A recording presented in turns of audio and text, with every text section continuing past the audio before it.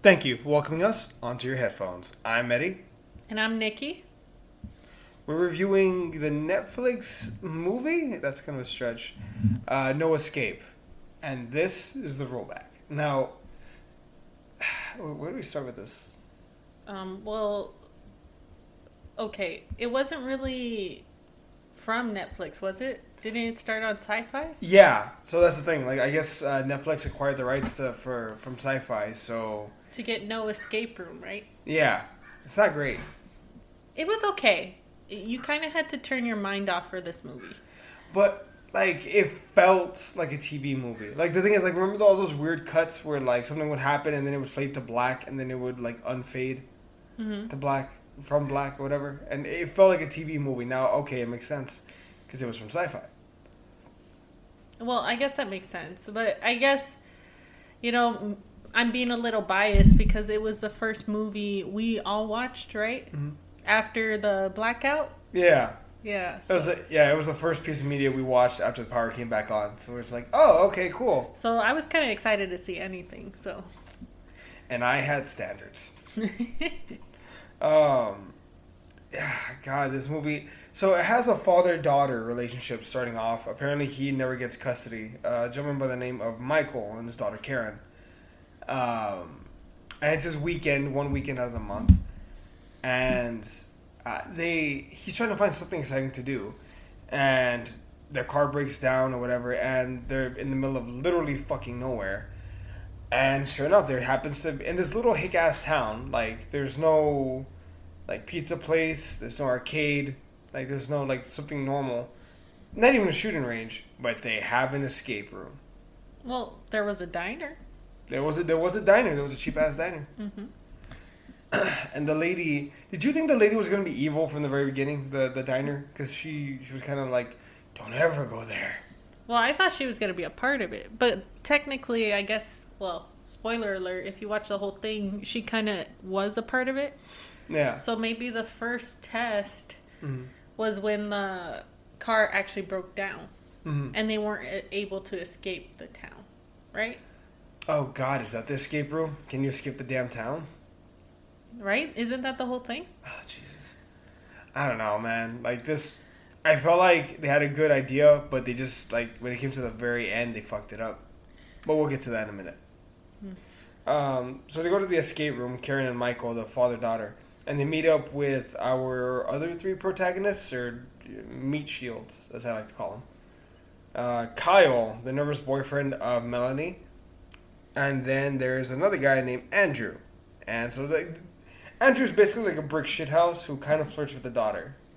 Mm-hmm. It's a little funny. And who's Kyle? Did you mean Tyler? Oh, Tyler, not Kyle. Yes. Oh, okay.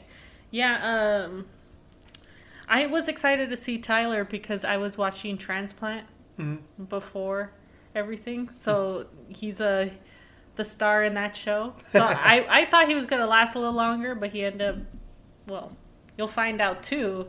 Yeah. That he was, the first victim? Pretty much. They go into this weird ceremony where this girl by the name of Josie kind of gives them this like drug tea and makes them all sign waivers, basically, which might be Satan. I don't know. Like, but she's also the ghost, right? She's trapped there? She's in on it too, yeah. They keep digging through her organs to find keys, but that's later. Man, this movie's... It has some good ideas, but also some weird ones. Well, that's why I like it. I think it's a little complex. And I think if maybe it was 30 minutes longer, you could have got it a better story out of it. Yeah. Or also some, like, better acting. Mm-hmm. I'm sorry. It wasn't the best, but it was still pretty good. Like, I enjoy games. Mm-hmm. So, and you know me, I like escape rooms. So I think the whole premise of it was exciting to me. Well, I mean, yeah, because we've done escape rooms, though. Like, yeah. we've done a few, and, like, I know you had a lot of fun in all of them. Mm-hmm. Which I think was the reason why you really wanted to watch it. You voted for this movie. Yeah, well, I like puzzles, so I was like, oh, maybe they need to check this. But, it kind of brought you into, was it a game, or was it... The ghost, or was it real life? And yeah. I think I enjoyed that aspect of it. More? Yeah. So as they start playing these games, they basically say, "Oh, just yell. You want to wake up," and then you tap out. Michael ends up using this, and it never really goes anywhere. He ends up using this mask, and he sees a ghost, which never fucking comes back, and gets freaked out, and he calls it like, "Hey, I'm out. Tap out. Tap out." And they pull him out into another room, and that's the last time we see of him for a little while. Well, actually, he saw a shadow. Yeah, he saw a shadow. Remember? Yeah. And technically, it was the shadow of himself, no? Was it? No, I just thought it was like that weird ghost thing that they see. I thought it was the shadow of himself. Because remember, that's the whole thing, that they're in a loop. Yeah. And, oof. Well, no, I didn't see that, but I mean, yeah, I could be wrong. He also saw, what was it, maggots or worms under his skin? Yeah. Which is a hell of a premonition because he gets pulled out of the room. And then the next time we see him, I feel like we can fucking give it away at this point. He's hanging, but like... Yeah, he was hung by a noose. Yeah. Mm-hmm. Was that the monster that hung him, or what was it that killed him? Or did he kill himself? It was supposedly a monster, right? Or I think so. Ghost? See, and that's part of the problem. They never really make it clear, like, who is the bad guy behind this. Well, there was one ghost, and I don't know if you want to talk about this now. The one that got the dad. Oh, in the chains? Yeah. Yeah, no. So, if we fast forward a little bit, shenanigans ensue. They manage to get out of one room, then the second room. But by the third room, they end up having to start separating. The daughter, Karen, kind of goes off by herself. The dad is kind of stuck with Tyler. Stuck with Melanie and Andrew, trying to get back to her. While he's searching everywhere and everything that he can, he ends up stumbling into an attic, not an attic, like crawl space, and he somehow appears at a lake. It wasn't a crawl space. It was like a room. Yeah, there's like a weird room that like both sides go black. Open. Yeah. Yeah. And then there was a painting, and it was of a tree and a lake. Yeah. And he ends up just going to this lake, and then he ends up kissing this woman, and then she ends up, like, trapping him in chains, and, like, she's pulling him down, and then he just, like, fights his way out. Well... yeah, which is weird, right? The whole thing was, like, there was this machine taking him into the lake, right? Like, this big old wheel. Yeah. And he was going down. It was around his neck, around his legs and arms, and I was like, oh, he's done. And then all of a sudden he falls back and he's, what is it, back into the house again? Yeah, coughing up water and stuff. But he's perfectly fine, assumingly. I thought maybe he was a ghost now. Well, actually, if you notice, there's a lot of little things to be noticed later on. Like, there were footprints already on the floor. Mm-hmm. When he falls back out, the footprints aren't there. He makes the footprints. Yeah. So, yeah, they're pretty much in a loop at this point. So he's probably already a ghost. At that point. Or assuming he is a ghost. It's not really clear. It's really not. Like, again, I think that goes to how it could have been better. Yeah. But then from there, we end up going to... Karen gets her own little side story where she's in the basement. Mm-hmm. There's some story about a Nazi doctor who apparently, like, tested on people. Is he the one haunting the place? Which I thought, okay, that's fine. I'll go with you. Maybe it's a Nazi doctor. Fine, whatever. I've seen Call of Duty. But, they haven't really... Yeah. They didn't touch on a specific monster. They didn't. And I think that's part of the problem. Like, who's the bad guy? The wheel lady? The Frankenstein thing? The shadows? Because they mentioned the victims. And that was the characters that were in the beginning. Yeah. And one of the characters, I just want to touch base on it, was Andrew. Mm-hmm. And I thought he was fishy from the start. Mm-hmm. And then he ended up being just like a regular guy. Right? Just some dude. They were kind of coupled up, so it was the father-daughter and then the couple, and then it was just Andrew there. And he didn't even seem excited to go to the house. But he was there, right? He was not up for it by any stretch of the imagination. But he seemed to know everything. Right from, like, he was like, oh, I was born in South Africa, so I know about the voodoo and all that, which was like, what? How do you know about this bullshit? Yeah. So I thought he was a part of it the whole time, which may have made more interesting. If he was the bad guy? Yeah. I feel like he was too obvious though. Like you said, he's the first person you would have suspected. But maybe allude to him and then make it to what's her name, Melanie. Mm-hmm.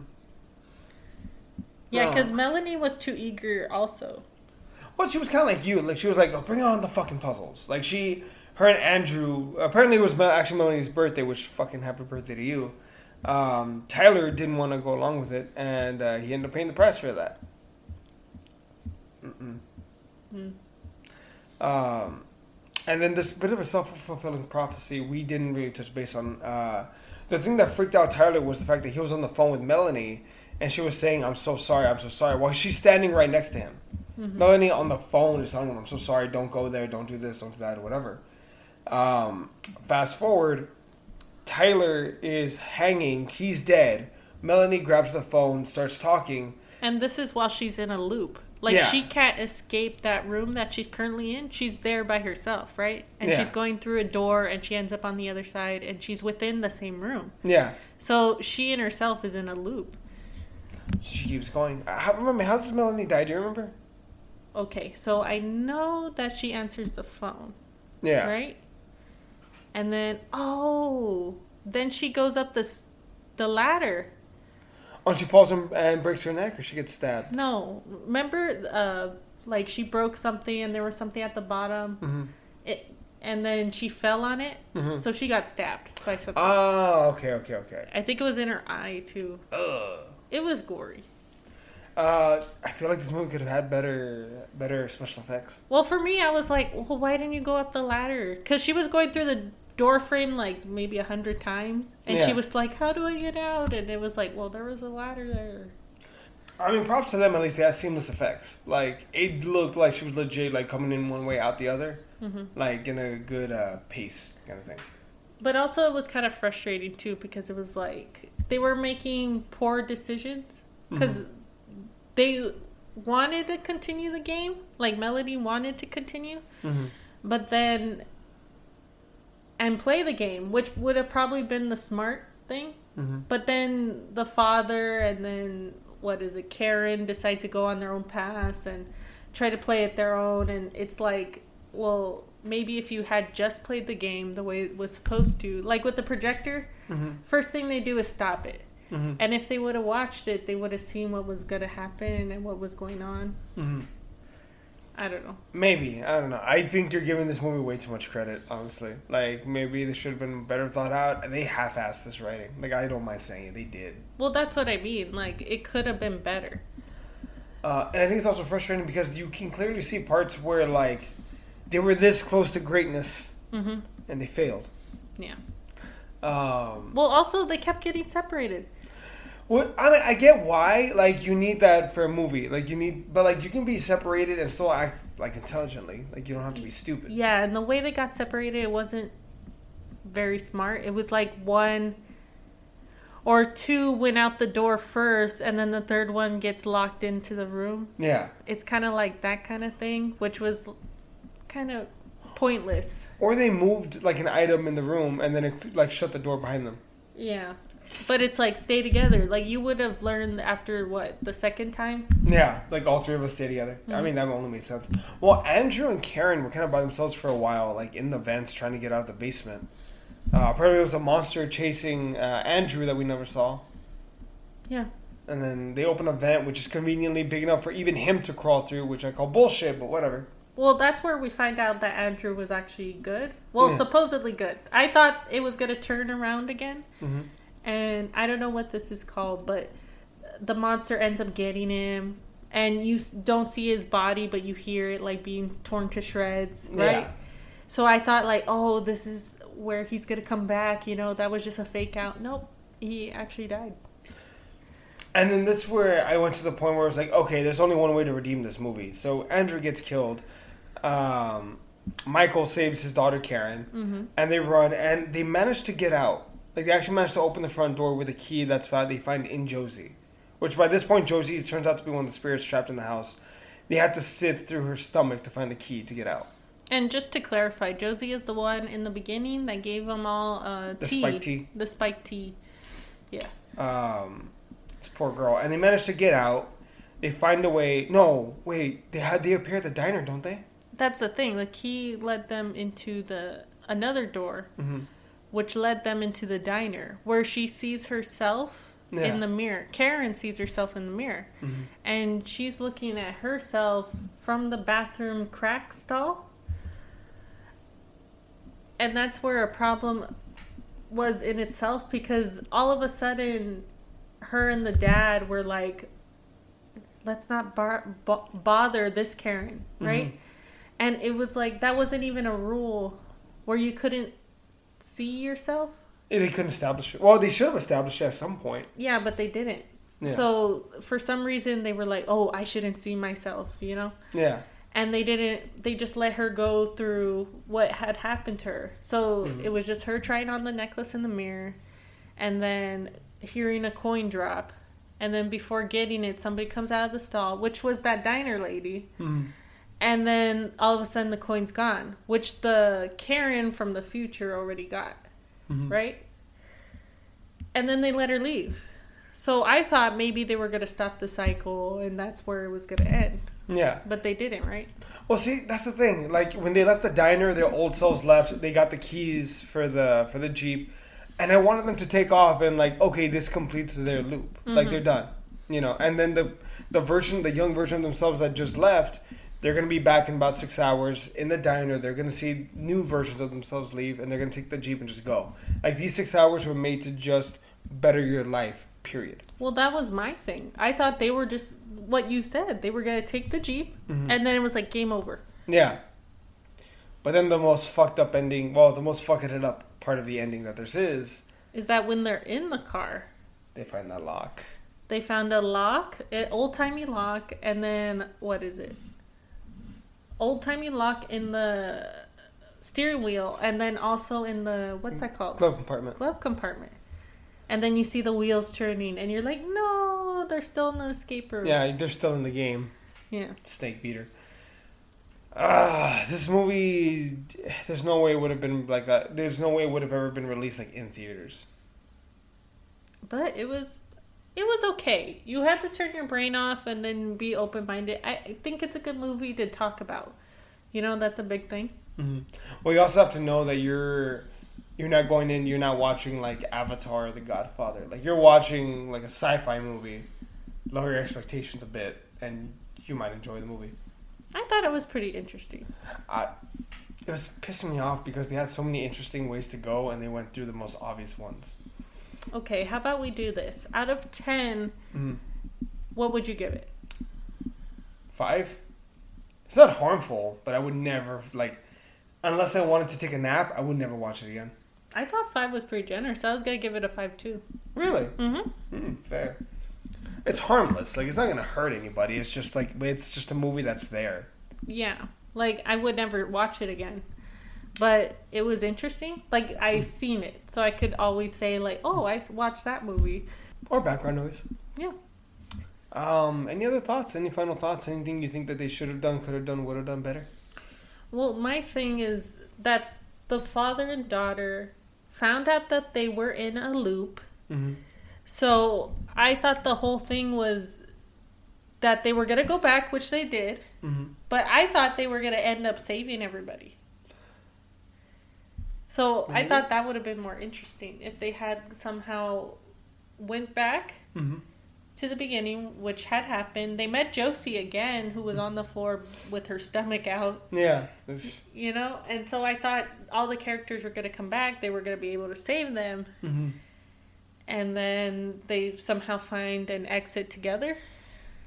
I mean, honestly, I didn't care enough about all the other characters to really, like, want them to be saved. Seriously, like, I barely cared about Karen and Michael. I did not care about Andrew, Tyler, or Melanie. But let's be honest. Melanie and... not Tyler. Andrew carried the team, right? They really did. They had all the answers, and they were like, oh, we should try this out. And even Karen had her one thing, like, oh, this. But...